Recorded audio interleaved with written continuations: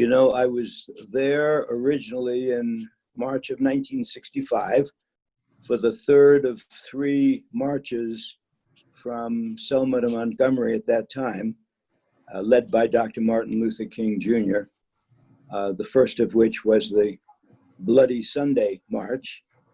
There was a second march planned by King, but he turned back before going over the bridge. I think that's for the second one because he was afraid of a possible ambush there.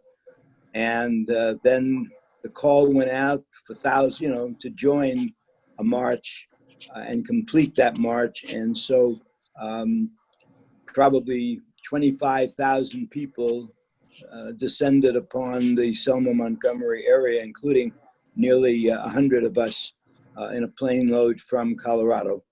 And I had the privilege of being part of that. And we did not at that time go across the bridge.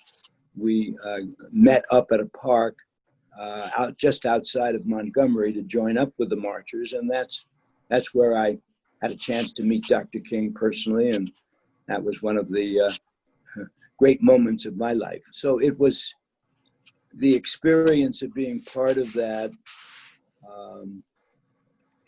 is something that I take with me for all of my life, The feeling of being in a hate-filled environment where people were looking down from the balconies of their office buildings with a hate stare that was just so intense and so scary. And yet, as I say, the feeling that we were part of something that was very historic and, in fact, helped pave the way immediately for the passage of the Civil Rights Act, the Voting Rights Act, rather, of 1965. And we just felt like it was an honor and a privilege to be, part of that movement. And that was before, of course, I came to the School of Pharmacy, which was much later. But it was part of my life was really devoted to diversity.